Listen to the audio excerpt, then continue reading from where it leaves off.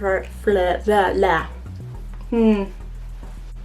we're going to be talking about all aspects of my business, from the marketing to the manufacturing to the business itself, the finances and everything else in between, I guess. So I've researched every aspect of my company because it's important for me to ensure that everything is accurate and on point. I also put together a very solid business plan for the first year. So I didn't want to do a business plan that was too long in advance because who knows where the company will go, so demand might not be there at all. So I just focused on the first year. The first year is something that I know I can control, and exactly what I can do in that first year is build the business. This is my business plan. So I quite clearly am quite organised and I really enjoy things like this.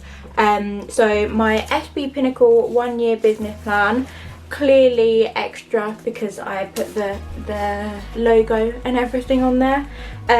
But yeah, so this is just an overview and it's a couple of pages long, as you can see.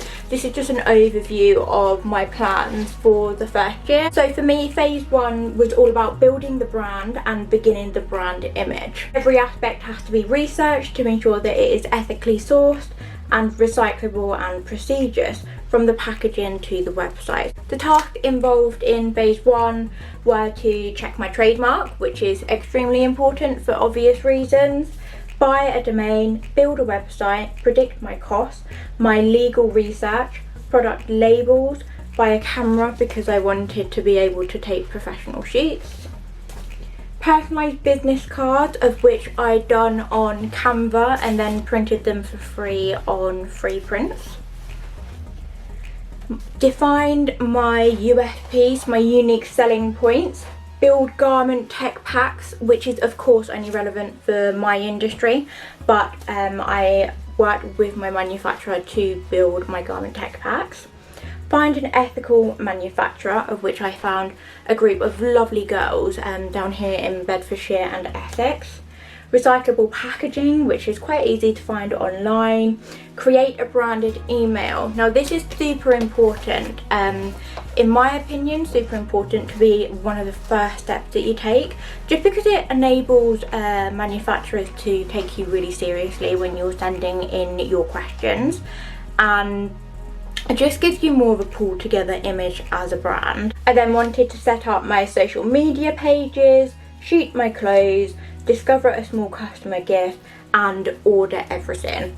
Quite clearly I was very optimistic for phase 1, but it gave me something to reflect upon, and as you can see I ticked them, and then the ones that I've either decided not to do or haven't yet gotten around to are unticked. So phase 2 for me was all about preparing for the launch, building my brand awareness on social media, as well as marketing strategies and ensuring that I had the best possible opportunity to start with a strong launch. Task within phase 2 was to integrate all of my social media with one another.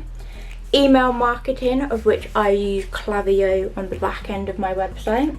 Videos, plan social posts with Zoho. Now because a lot of social media planning apps do not allow you to include Reels, IGTVs, I haven't yet found one that I'm going to continue to use, or one that I have used on a frequent basis, for that exact reason, because you quite simply cannot plan 70% of your content. I also wanted to automate my emails after purchase and look into collaborations with small brands, of which I absolutely have done. My collaborations with small brands are ones that are within my market that will provide me with brand exposure, but also carry on the transparent supply chain, ethicalness and building that brand image. So phase 3 and 4 is probably where we are at now. Not specifically, like I said, a business plan isn't something that I'm following to a T. So this phase is all about the launch of the first range and where I plan to test all my marketing. Phase 4 is to reinvest and to build the range. I then have a excerpt about SB Pinnacle Future. It goes into the plans that I may potentially want to use in the future. Business plans are there just to give you a little bit of guidance, be able to put your ideas down onto paper, rather than it being something for you to go back and scrutinise yourself because you haven't followed everything step by step. That's absolutely not the case. As you saw. I certainly didn't do that with mine, but they are really good for you to reflect upon. And when you're in that headspace creating the business plan, you do come up with things that I have forgotten to do down the road, so having it to reflect upon is really handy. So next, moving on to manufacturers. This is when your brand really does come to life. So my 3 top tips when looking for a manufacturer: number 1, absolutely being whether they can carry on the brand image in the way that you want to. Do they meet up to your vision? Do they understand what it is that you're trying to achieve? And then of course that leads into tip number 2, which is all about communication. Is their communication prompt? Is it, are you able to talk openly about your brand, where you want to take it, and your current situation? And just making sure you have a good relationship. You're going to be working with these people so often. It's really important to make sure you just get on. And of course the type of manufacturer. So you have a CMT, which is a cut, make and trim manufacturer. You have manufacturers whereby they simply just source one part of the supply chain, whether that's a tech pack or the materials. You can also find manufacturers that do absolutely everything. They can either chip in on the process where you need them, or they can literally carry out the whole entire process for you. I personally went for the latter, so a manufacturer whom of which can carry out the whole process for me, and they're chipping in where I need them. A branded email is also super important. For me, working within sales and business and data and marketing, I understand how seriously or not so seriously you get taken with a branded email, and it just makes your brand look more pulled together. So when you're reaching out to these manufacturers, make sure that it's from a branded email. You can do so easily online. I did mine through Zoho and it probably took me around about 30 minutes to set up. Think about the manufacturer receiving the email. They receive so many of these a day, and to receive one from a company that looks complete and has a very defined structure throughout the email is only going to benefit you in the long run and put your brand forward with a good look. Understanding the manufacturing industry, the diverse manufacturers that are out there, is a huge benefit. So when you're reaching out to them via email, you can tell them exactly what it is that you're looking for, and speaking their lingo really helps them to think, okay, this person's really serious, rather than it's just another person who's inquiring. When composing the email, it's so important to define exactly what it is that you're looking for. They receive thousands, hundreds, however many emails they receive a day. So to be able to open your email, it looks branded, it looks professional, it's also well structured with exactly what it is that you're looking for, is going to benefit you hugely. So define exactly what it is that you're looking for within this email. Are you looking for them to fill in some parts of the process for you, or are you looking for them to fill in the whole supply chain for you? Make sure you define this, because they can really give you an insight into how much it costs, their minimum order quantities, and any other information that may be relevant for you. I personally sourced mine here in the UK, which is of course more expensive, but it for many reasons such as being ethical and sustainable. I also found the girls myself and they are super lovely. If at this stage you do have designs, tech packs, mood boards, please do put them in also, because they're super helpful when they're quoting you.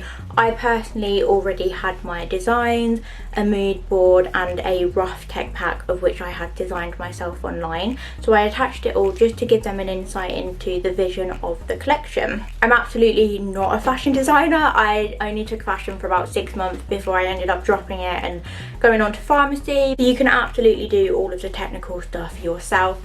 I simply went online, found a template, traced it and then drew over it. So I quite literally just printed off some models, traced them and then photocopied it a couple of times to then draw over my designs with. These designs, my rough tech packs and mood boards were sent over to the manufacturer with a clear set of defined questions, such as their minimum order quantities, what they expect from me as a customer, and questions about their supply chain and sourcing of materials. So finances, the most exciting part of a business. So initially I actually went out to find investors from a company called Angel Investment, I believe they were called, and I did find 5 investors, whom of which each of those were going to invest £1,000 each, which is great to start off a company. through meetings, discussing manufacturers, etc, etc, we established that, well, I established that they weren't prepared to fully commit to the brand vision, of which was just not something that I was interested in. I would rather start off on a much smaller scale and then build it up myself, rather than take investment from somebody whom of which just doesn't want to take on the brand vision of being entirely transparent, ethical and sustainable at a genuine level. So I decided to go alone. I decided the best thing for me and for the business to make sure that it stayed in the direction that I wanted it to take was to go alone. Overall, I would say the startup costs were around about £5,000. That's including the production, the limited marketing that I have done, packaging, all the little things that you don't think about. I would say that pretty much includes it. The initial investment I saved from my previous business, which was Amazon FBA, just white labeling products, and of course from working, because I'm a normal human and I have to work. Okay, so marketing. My favorite part of the business. Any business, I work within data and marketing day to day, so I have quite a good insight and I knew exactly what I wanted to do in terms of my strategy. So my number one priority right now is just to build brand awareness. I'm doing this solely through educational posts. There's absolutely no sales posts at all right now, and the reason I'm doing this is just to build a strong community in the hopes that it will support a strong launch. It may not, I mean, who knows, but that's marketing, right? You're just testing different avenues, different target audiences and seeing exactly where your brand fits. So far it has been mainly unpaid social media campaigns. I have done 2 social media paid campaigns, one on Facebook, one on Instagram, where I was able to truly define my market. So I set the target audience to 22 to 27 year olds, whom of which were interested in ethical consumerism, sustainable consumerism, and I can't remember the last one, but it gave me a good insight into who was engaging, how they were engaging, and genuinely they were super insightful. I only spent £12, so I didn't invest a lot into it at all, but it did give me a good understanding as to where my target audience were in terms of platform and if my idea of my target audience was accurate. Marketing is all trial and error. It's understanding your target audience, of which you may think that it's target audience A, you go and do a campaign and you realise it's absolutely not the case because nobody engaged. It's then understanding the campaigns itself, making sure they're very structured so you can reflect upon the campaign and understand what went well and what didn't. Social media does give you a really good insight into your target audience, who engages and how they engage. So then you can take that information and enhance what people are engaging with and maybe change what they're not necessarily engaging with. Content creation is a huge aspect of marketing. It's so much more important to be putting out really high quality content maybe 3 times a week rather than uploading every single day, because what you need to understand is the algorithm looks at your account and sees who's engaging, how they're engaging and how often they're engaging. If only 50% of your posts are being engaged with, then that's going to harm your reach and exposure. However, if 100% of your posts are being engaged with, then that will increase your chances of them being exposed more by the algorithm and the platforms. Marketing is genuinely something that I could go on about forever, so I'm going to cut it short and move on to SEO, which I suppose does come under marketing too. So my top 3 tips when it comes to SEO is, first of all, define your keywords. Keywords are so important and you want to make sure they are optimized entirely both off page and on page. Coming up with keywords may seem really boring, maybe even daunting, but it's really not.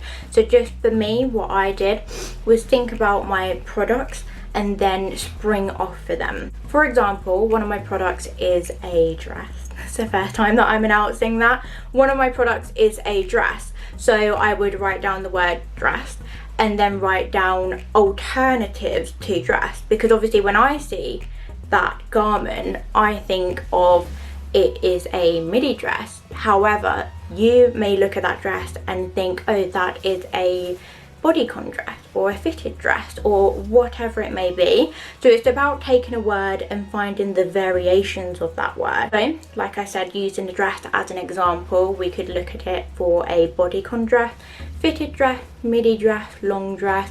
We can then look at the sleeves. Is it a tie-up sleeve? Is it a halter neck? Is it long sleeve? Is it short sleeve? We can then look at the material, how it fits, and there are so many ways to describe just one thing. That they are your keywords. Doing a keyword exercise will help immensely for you to define your keywords, have a exact list that you can refer to, and make sure that they are optimized throughout your website. Making sure your keywords are optimized throughout the website is extremely important, but it's also important to be aware that there are two ways of optimization. Both on page and off page is extremely important. So what I mean by on page SEO are things like your metadata descriptions, your product descriptions, and also you may have blogs on your website. So if you've defined your keywords prior, you can then reflect upon that list, make sure that they are throughout your blogs, your meta description, product descriptions, but make sure it's in a very natural way. So for example, you can see, so when you go on, I'm trying to think of an example. If you have a look at some product headings on eBay, for example, it can be like pink sparkly little girl socks, multiple colours, multiple sizes, just a title that doesn't quite make sense. I personally advise to try and make it as natural flowing as possible. Now off-page SEO is a little bit less self-explanatory. Off-page are things like your backlinks and your image alt text. Backlinks are links where your website is linked on another website. Obviously, the more of them, the more of a reputation you're building for your website. And the other being the image alt text. So an alt text is when you click on an image, it gives you the option to add alt text. You can do this on Instagram, you can do it on your website, etc, etc. An alt text is something that will give a description of the image, but it's also a place where you can put your keywords into. Hire people on Fiverr. It is an absolute lifesaver. For example, I wanted an audit ran on my website through a software or platform called WooRank. However, the subscription to WooRank is quite expensive, and for my purpose of use it just wasn't really cost efficient. So I hired somebody through WooRank to run a website audit, and a website audit just gives you an insight into how fast your website is, how optimized your keywords are, etc, etc. And he also increased my backlinks for me. So where you're unsure, or where you quite simply just don't need to invest that money into a software or platform, you can absolutely hire somebody on Fiverr. They are Fiverr. They are absolutely fantastic. They're really informative, really helpful, and the app itself is really efficient, so you can see the timescale of everything, which I'm sure everyone knows because everyone uses Fiverr nowadays. SB Pinnacle was my makeup freelancing business name, if it was even a business then. I then moved on to Amazon FBA and white labeling, and now here we are. I have designed an ethical and sustainable clothing line. I'm super proud, and it really does reflect upon my journey as a conscious consumer, and I really hope that it gives people the option that is so needed right now. Which takes me on to my next point, of which is why ethical and sustainable. In my opinion, why not? There's absolutely no excuse for brands to not be ethical and sustainable, other than for greedy profit reasons, which is really quite sad. My mind was absolutely blown when I watched a documentary called The True Cost of Fashion, which I highly recommend. We watched it on Amazon Prime, and it is extremely insightful into the supply chain, what really goes into your clothing, how it is so inexpensive. To be honest with you, it's just really sad that people have to go through things like that all for the purpose of clothes and vanity. The True Cost of Fashion really did open my eyes into the industry. It gave me a clear understanding as to exactly why it needs to change, not only from being ethical but also from a sustainability perspective. We quite simply cannot go on the way that we have. Now, this is all a journey. Of course, I'm not perfect, nobody is perfect, and it's all about being perfectly imperfect. Things will get better if you make the conscious effort to do so, and you will gradually become more and more aware the more that you involve yourself in the communities and indulge yourself in educating yourself. Unfortunately, I think a lot of people whom of which buy into fast fashion are oblivious. They're oblivious consumers whom of which are just finding a bargain for them without really understanding how it is so inexpensive, and just the supply chain. It's not because they're bad people. Up until the point of really understanding the industry, I was exactly the same. I always brought into these things being completely oblivious and really did not understand. I think it's so important and so easy to educate yourself on such a thing and just implement more conscious choices. So that is that. Obviously, I have been on YouTube before, like 4 years ago, solely for the purpose of like acne, and it absolutely was never meant to be a thing. And now here I am. I just thought, I really enjoy this. I really enjoy jumping on the camera. Jumping on the camera? No, it's a very expensive camera. I wouldn't want to do that. So yes, things have changed, especially over lockdown. I have become extremely weird and self-entertaining, but it's okay. It's fine. If you've noticed my finger, please do excuse it. But actually, if you made it till the end and you noticed my finger, I will know, because I'm going to ask you to comment the emoji with the headband, not the headband, the bandage, the emoji with the bandage down below, and I will comment and follow and love you dearly. I really appreciate everyone's time. Hope you have a lovely weekend, evening, day, whatever it is that you're doing right now, and take care. So I've also recently moved, and the entire time I have been doing this video, my neighbour has been watching. He's on the phone working. Well, I assume he's working, I don't know. I don't have an earpiece in his room, but because that would be weird and illegal. I certainly don't, just to clear it up. But yeah, just thought I would say that. Thank you everyone for watching, tuning in. Make sure that you follow me on social media. If this was helpful, genuinely do let me know by liking the button. You knew it was coming, everyone says it, but it does help with the algorithm. My viewfinder is quite good. It does help with the algorithm. It also helps me understand what content is worth continuing or not continuing.